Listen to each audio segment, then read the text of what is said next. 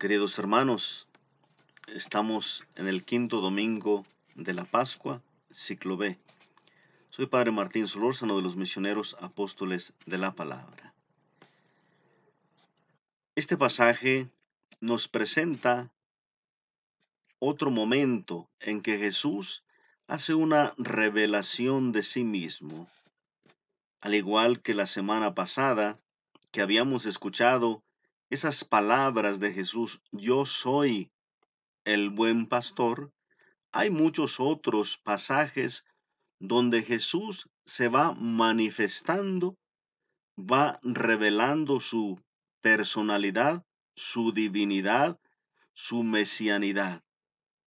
Encontramos, por ejemplo, en la escritura que Jesús dice, yo soy la resurrección, que Jesús dice, yo soy la puerta, que Jesús dice, yo soy el pan de la vida. Son todas esas expresiones de manifestación.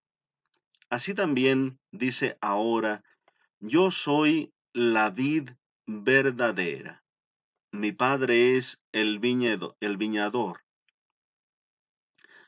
Vuelve a aparecer esta palabra verdadera, como el domingo pasado, que decía yo soy el buen pastor o el pastor el bueno. Ahora aparece la vid, la verdadera.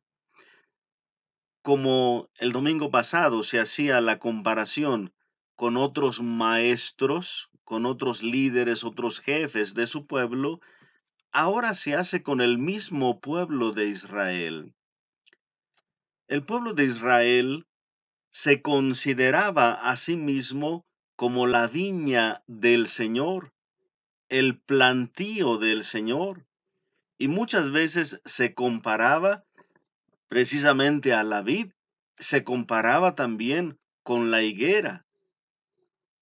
Por eso encontramos en el capítulo 5 del libro de Isaías aquel cántico de lamentación sobre Israel, que ciertamente es una viña de la cual Dios esperaba frutos dulces y sin embargo dieron uvas amargas. Pues es Jesús el que realmente da el fruto verdadero, el que da el fruto dulce. Jesús es la vid, pero no como el pueblo del cual se esperaban frutos y no los obtuvieron, como esta viña amarga o como aquella higuera que 3 años fue el dueño a buscar higos y no los encontró. Jesús es la vid verdadera que produce fruto.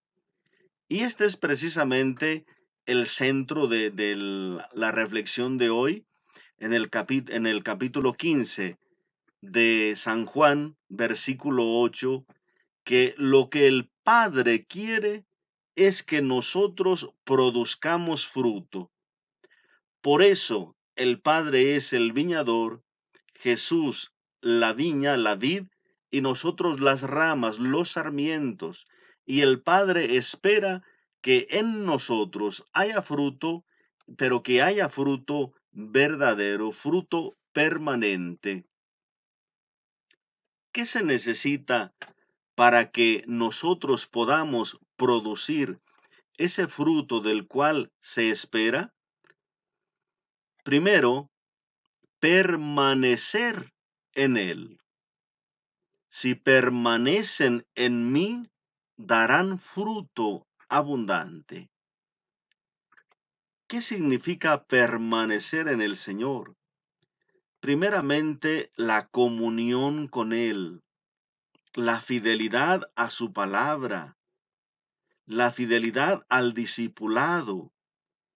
El discípulo es aquel que está con el maestro, es aquel que aprende del maestro, es aquel que imita al maestro. Por lo tanto, que lleva una vida de seguimiento, una vida de práctica de fe, de práctica religiosa conforme a su maestro. Y Jesús ya nos ha enseñado propiamente, incluso con otra de estas mismas frases, que Él dice, yo soy el camino, yo soy la verdad, yo soy la vida. Jesús ya nos ha enseñado el camino a seguir, imitando sus actitudes, imitando sus pensamientos, sus sentimientos, cómo enfrentar cada situación, tener sus propios valores, tener sus mismas actitudes, saber perdonar, saber amar, dedicar la vida a servir, a hacer el bien, a donar la propia vida por salvar, por rescatar a los demás. Ese es el camino que Jesús nos ha enseñado y nos invita ahora a permanecer en ese seguimiento. Y por otra parte, permanecer en él significa también una comunión constante a través de la vida espiritual. Ciertamente, nosotros en la Eucaristía entramos en comunión con el Señor. Es la máxima expresión, la máxima manifestación de esa comunión. Pero en la Eucaristía se nos invita a entrar en comunión con su palabra, con su mensaje y también con su cuerpo. Comunión con su cuerpo sacramental y comunión con su cuerpo espiritual, que es la iglesia. Y esa comunión se mantiene en una vivencia espiritual constante que obtenemos en la Eucaristía frecuente, que tenemos en la meditación de su palabra constante, que tenemos en la oración diaria.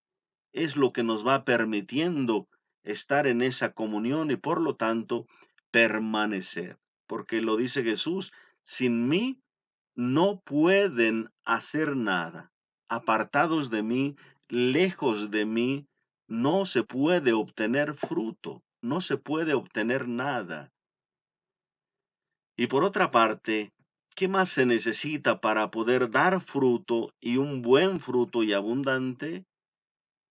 El podar las ramas, podar los sarmientos, podar todo aquello que está afectando a la planta.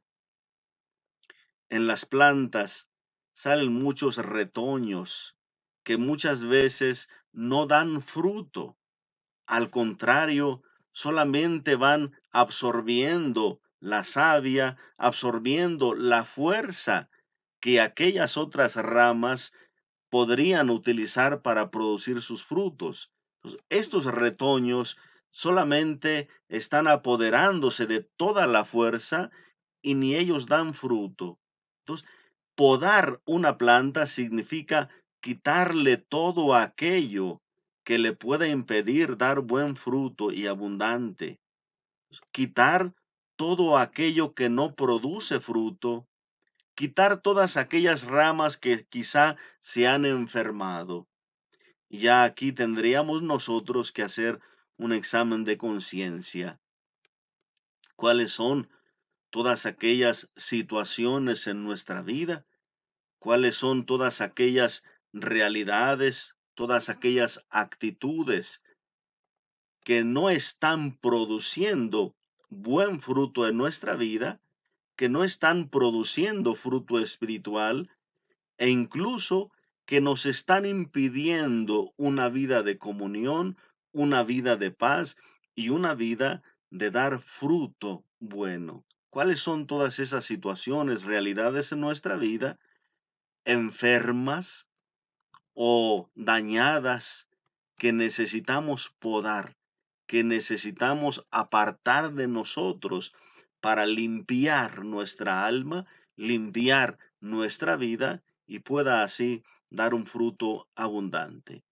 Pues que el Señor nos bendiga, que el Señor nos guarde, que el Señor nos proteja y nos conceda, pues con esta meditación de su palabra, una comunión constante y que cada uno de nosotros podamos dar fruto abundante en nuestra vida de fe. Que Dios les bendiga en el nombre del Padre y del Hijo y del Espíritu Santo. Amén.